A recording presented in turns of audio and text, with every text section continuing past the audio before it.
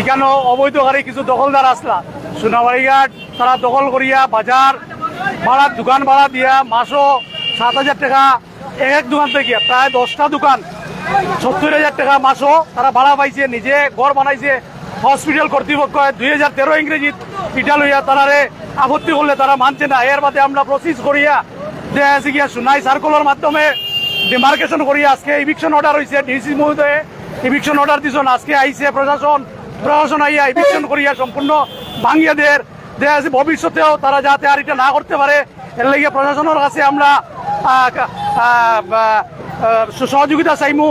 আর দেখা গেছে কি আজকে এখানে বের দিয়া হসপিটালের জমিন হসপিটালের তারা সন্দেহদের এর লাগে প্রশাসনের আমরা ধন্যবাদ জানাই আর কি বিশেষ করিয়া সোনাই সার্কুল অফিস এবং ডিসি মহোদয়ের আমরা ধন্যবাদ জানাই। আর আমরা সোনাবাড়িঘাটের এলাকার পক্ষ থেকে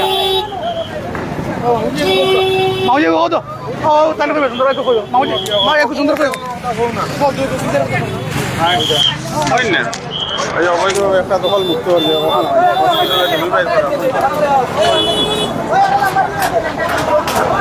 আজকের দিন এই বৃহত্তর সোনাবাড়িঘাট অঞ্চলের বা বাজার এলাকার জন্য একটা ঐতিহাসিক দিন।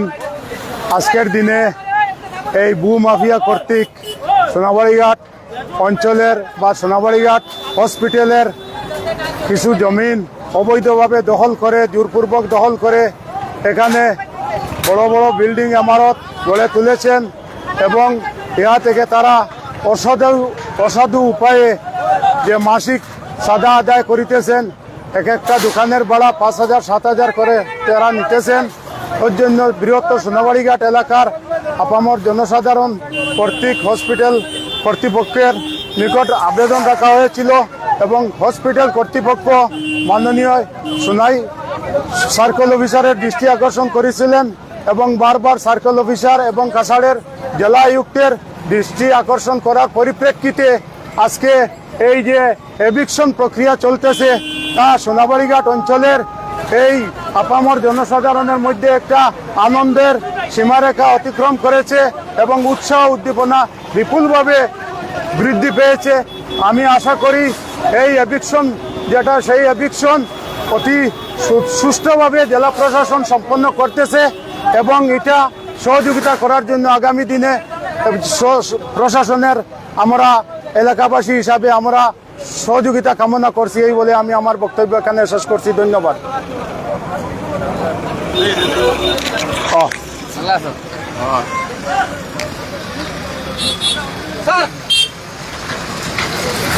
আপনারা দেখছেন এই উচ্ছেদ অভিযান চলছে,